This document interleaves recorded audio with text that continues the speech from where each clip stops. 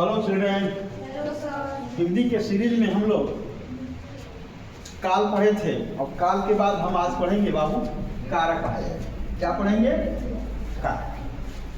कारक है क्या? ये कारक जो कारक प्रक्रम है, इससे पहले हम बता दें हम लोग परिवर्तन की इकाई पढ़ रहे हैं। अब परिवर्तन की इकाई कितने होती हैं? तो कितने चार परिवर्तन की इकाई होती हैं। पहला होता है काल, दूसरा होता है कारक, तीसरा होता है लिंग और चौथा होता है वचन। इन्हीं के आधार पर परिवर्तन किया जाता है। ये अभिकारी के परिवर्तन के कारक हैं। तो हमने कारक पढ़ा दिए, पहला पढ़ लिया था बाबू। काल आज पढ़ेंगे कारक। कारक है क्या? इसका शाब्दिक अर्थ लिखिएगा। शाब्दिक अर्थ क्या होता है बाबू? कार्य करने वाला। ही देखो, कार्य करने वाला, इसका शाब्दिक अर्थ क्या होता है बाबू? कार्य करने वाला। और हम लोग जानते हैं वाक्य में कार्य करने वालों को क्या कहते हैं? बहुत सुंदर आंसर, यस, कर्ता कहा जाता है। हम लोग वाक्य में कार्य करने वाले को कर्ता कहा जाता है, लेकिन यहाँ इसका शाब्दिक अर्थ क्या है? कार्य। इसका मतलब ये कैसा कार्य करेगा वो? भाई कार्य तो करने वाला करता है, लेकिन यह कारक कैसा कार्य करेगा? ये कार्य करेगा बाबू, देखिएगा, इसे करता है प्लस कर्म है, ये होता है, प्लस क्रिया है, ये होता है एक वाक्य में। इनके बीच में जो जोड़ने वाला, जोड़ने का काम करता है। क्या करता है बाबू? जो प्लस है ना, ये प्लस का काम करता है, मतलब ये जोड़ने का कार्य करता है। क्या करता है बाबू? ये करता क्या है? ये जोड़ने का कार्य करता है। कार्य करता है, लेकिन कैसा कार्य करता है? हाँ, जोड़ने का कार्य करने वाला। जोड़ने का कार्य करने वाला या वाले को क्या कहते हैं? है देखो, कारक कहते हैं। किताबों में इतनी शॉर्टली परिभाषा है ही नहीं है। किताबों में परिभाषा दिया है कि किसी वाक्य में संज्ञा व सर्वनाम के, उसी वाक्य के संज्ञा व सर्वनाम के साथ क्या करता है? क्रिया के साथ उनका संबंध स्थापित करना ही। क्रिया के साथ उन कर्ता और क्या ना, संज्ञा और सर्वनामों को क्रिया के साथ क्या करना? संबंध स्थापित करना या जोड़ने का कार्य, संबंध स्थापित करना ही क्या कहलाता है बाबू? कार्य कहलाता है। हमने आपको एक विशेष अलग प्रकार की परिभाषा दिया, वह है जो भी हम करता वाक्य लिखेंगे, उनके बीच में उन पदों को जोड़ने का जो काम करता है, वही क्या कहलाता है? जैसे मैं उदाहरण समझा दूं, उदाहरण के माध्यम से, कि राम ने पत्र लिखा। कौन बताएगा इसमें कारक कौन है? बहुत सुंदर आंसर, ने है बाबू। ने इसमें क्या है? कारक है। और राम ने पत्र लिखा। अच्छा, इनको ये सब क्या करता है? जोड़ने का काम कर रहा है ना। तो बताइए, इसको निकाल देंगे, क्या ये राम पत्र लिखा शुद्ध होगा? अशुद्ध हो जाएगा। माने ये चिन्ह होते हैं। अच्छा, क्या ये समझ में आ गया चिन्ह? तो ये समझ कि हमको जो पद हैं वाक्य में ऊपर जो प्रयुक्त किए गए जो पद हैं, उन पदों को जोड़ने का काम करता है कौन? बस। अब हम पढ़ेंगे बाबू, कारक जो होते हैं,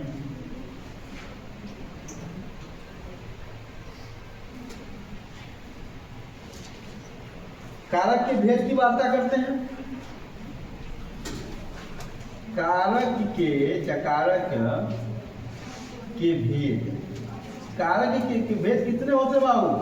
तो मैं बता दूं, मूल भाषा मतलब संस्कृत में 6 होते हैं, लेकिन हिंदी भाषा में कितने होते हैं बाबू? हिंदी भाषा में कितने होते हैं? हिंदी भाषा में कुल 8 माने जाते हैं। अब सवाल बनता है कि मूल भाषा में कौन कौन नहीं माने जाते हैं? तो मैं पूरा कंप्लीट 8 जो होते हैं, तो मैं उनको, अच्छा इसको इरेज कर देगा, यहाँ से काट दें, इसको लिख लियो तुम लोग। अरे हाँ या ना? ये वाली तो नहीं आता, लिखते ना, कोई दिक्कत। अब लिखिएगा एक एक करके, 1 2 3 4 5 6 7 और क्या बाबू 8 है। कौन कौन है? तो कर्ता कारक,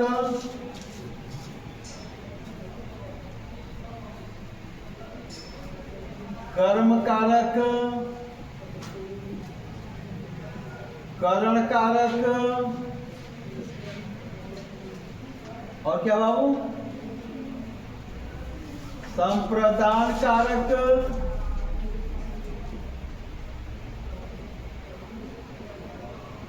अपादान कारक, संबंध कारक,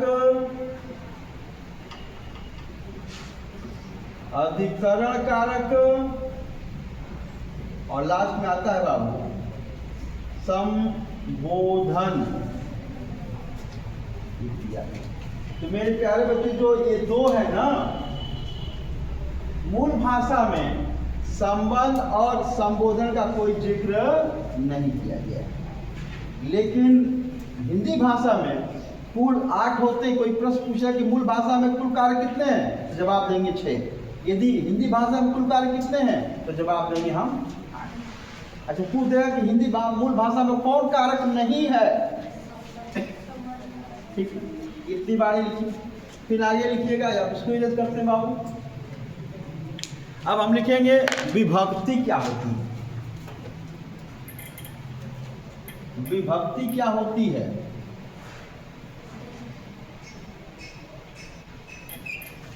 कारक के चिन्हों को विभक्ति कहते हैं। विभक्ति कारक के क्या बाबू? कारक के चिन्हों को क्या कहते हैं? विभक्ति कहते हैं, कहते हैं।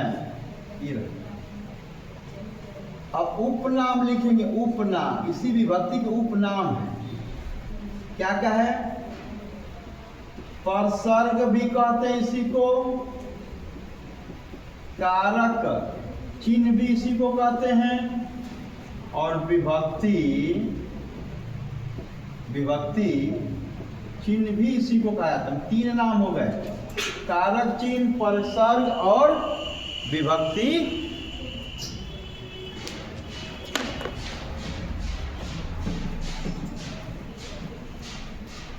अरे हाँ या ना?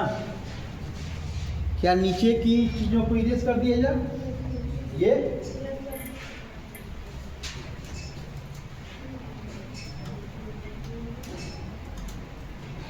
अब थोड़ा सा नोट लिखोगे, नोट।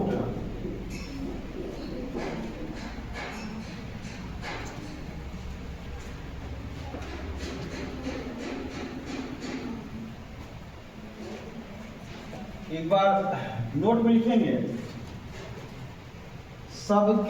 सभी कारकों के अलग अलग विभक्ति चिन्ह होते हैं। नंबर 1, सभी कारकों के अपने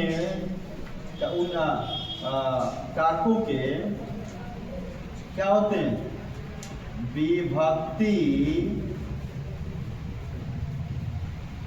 चिन्ह होते हैं, ठीक ना? यदि समान चिन्ह एक वाक्य में आ गए, समान चिन्ह, कुछ समान चिन्ह होंगे बताइए अभी। यदि वाक्य में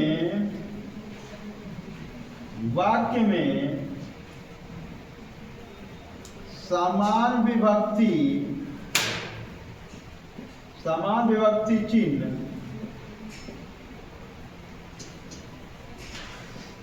आते हैं तो उनका अलग अलग अर्थ होगा। उनका उनका व्यवहार लिखिए, उनका व्यवहार अलग अलग होगा, अलग होगा, अलग अलग हो से ने है। एक ने संबंध कारक में भी, एक ने कर्ता कारक में है, तो कैसे करेंगे आप? तो दो आ गया, ने लग गया, तो ने दो हो गया, समान हो गया ना, लेकिन उसका व्यवहार अलग होगा। एक संबंध कारक का होगा, एक कर्ता कारक का ने होगा।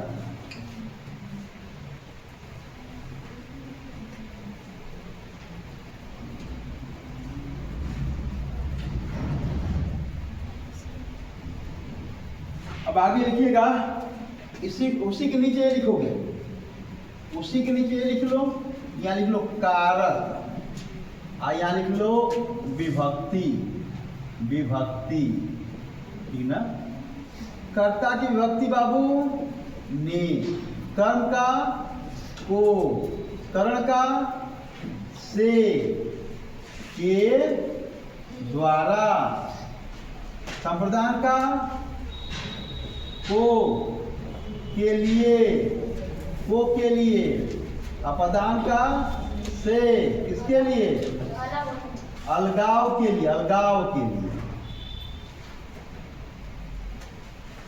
संबंध लिखेंगे, का के की, रा रे री, ना ने नी। अधिकरण में पर पै, मैं पै, में पर, और संबंध का हे, अरे, अहो, हो आदि। ये तुम्हारे कारक और कारक के चिन्ह हो गए। अब देखिए इसमें क्या क्या बातें दिख रही हैं। कुछ समान दिख रहा है, कुछ असमान दिख रहा है। देखो यहाँ पर भी ने है, यहाँ पर भी ने है, यहाँ को है, यहाँ को है, यहाँ से है, यहाँ से। तो गजब आ गया। कैसे इसका विश्लेषण करेंगे आप? कुछ नहीं करना है। इस को का कर्ता क्रिया का प्रभाव कर्म में पड़े, ल क्रिया का प्रभाव कर्म होगा तो कर्म कारक हो जाएगा। यहाँ जो है, ये जो है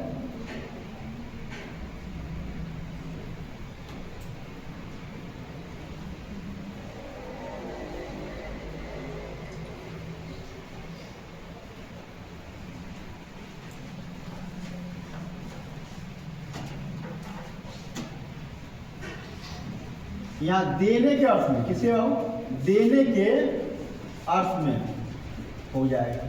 हाई बाबू माध्यम के अर्थ में, माध्यम, माध्यम या साधन के रूप में, साधन के रूप में इसका प्रयोग करेंगे। हाई का होगा बाबू अलगाव, अलग होने के रूप में। और बता दें अलग रूप में एक और आता है, बता दें से के द्वारा माध्यम हो गया। इसमें बाबू तुलना करता है ना कोई चीज, तुलना, तुलना के रूप में, तुलना के रूप में भी हम किसका प्रयोग करते हैं? से का प्रयोग। राम श्याम से अच्छा है, या से क्या होगा? अब एक एक करके हम उदाहरण समझ लेते हैं, बस अब कुछ नहीं करना है। काके गिरा रही अपना अपनी हाई में पेपर है। इसका सबसे पहले इसका तो पूरी बड़ा आसान है। अच्छा कंफ्यूजन आपको कुछ नहीं, इसमें कोई कंफ्यूजन, इसमें भी नहीं है। इसमें देने के अर्थ में हो जाए, से कोई साधन हो जाए। माता जी ने चाकू से आलू काटा, तो चाकू से तो साधन है ना काटने का, तो वहाँ से क्या हो जाएगा? और हिमालय से गंगा निकलती है, तो हिमालय से गंगा अलग हो रही है ना, अलगाव हो रहा है ना, तो वहाँ से क्या हो गया? अपदान हो गया। और वहाँ से क्या हो गया? साधन दिख गया, तो उसका मतलब कि वो आपका करण कारक हो गया। बस छोटा सा बात है। इसमें तो समझ में आ गया तुमको, देने के अर्थ में, और देने के अर्थ में नहीं होगा तो वो हो जाएगा। और इसका तो आराम से पहचान लेते हैं। अच्छा, मैं अर्थ के माध्यम से लिखता हूँ, लिखिए।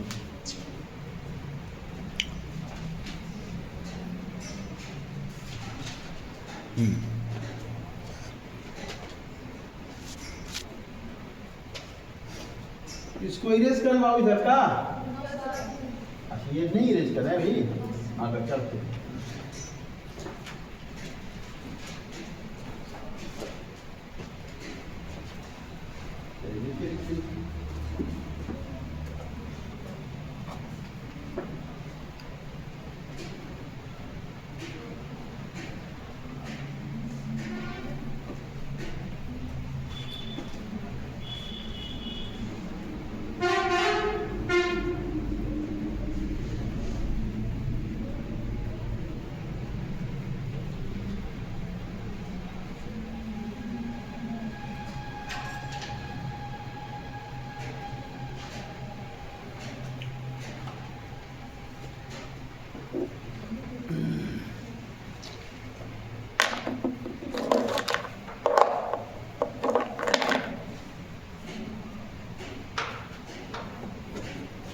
यही लिखने की कोशिश करते हैं।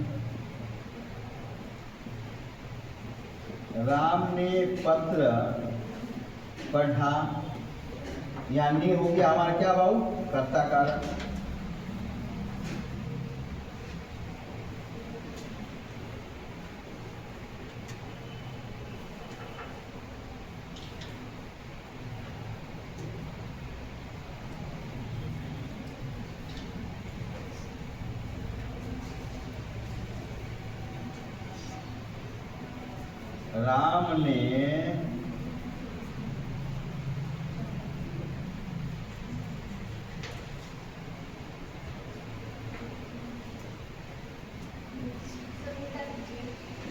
राम ने श्याम को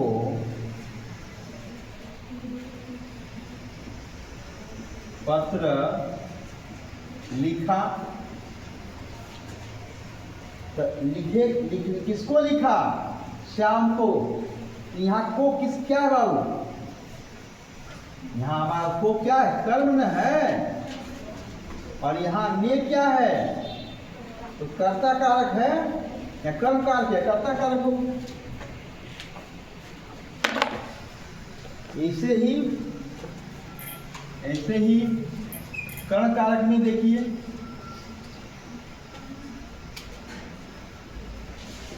माता जी के द्वारा पत्र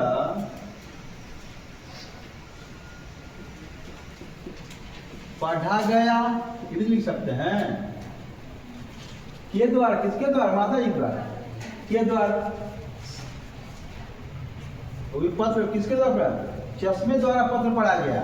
साधन चश्मा होना चाहिए। के द्वारा ऐनक माता जी ने ऐनक द्वारा,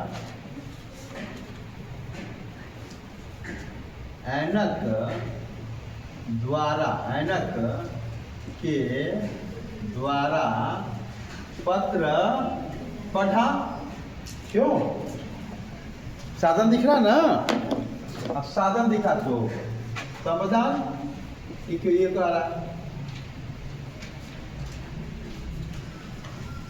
राम मोहन को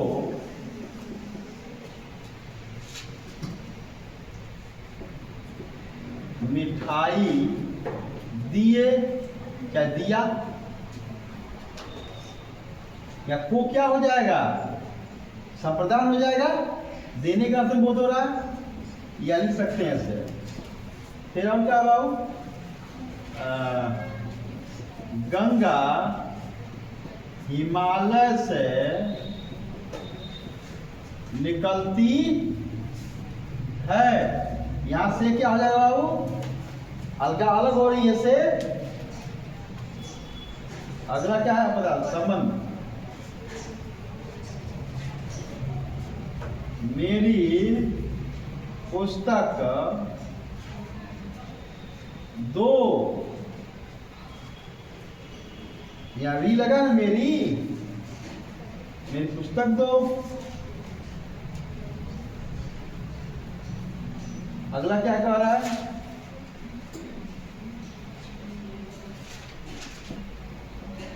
तुम्हारी किताब मेज पर है, तो यहाँ पर आ गया। और अगला बिंदु क्या है? अब हे राम क्या हो गया? हे राम तुम अभी आए हो? अभी आए? आए हो? अभी आए? अभी आए ना? हे राम तुम अभी आए? आश्चर्य से कह रहा, ये लग गया। ये संबोधन हो गया, ये अधिकरण हो गया, ये संबंध हो गया, ये अपदान हो गया, ये संप्रदान हो गया, यहाँ कर्ण हो गया, यहाँ में कर्ता हो गया, यहाँ तक सबका एक्सप्लेन कर दिया। क्या ये बात समझ में आया?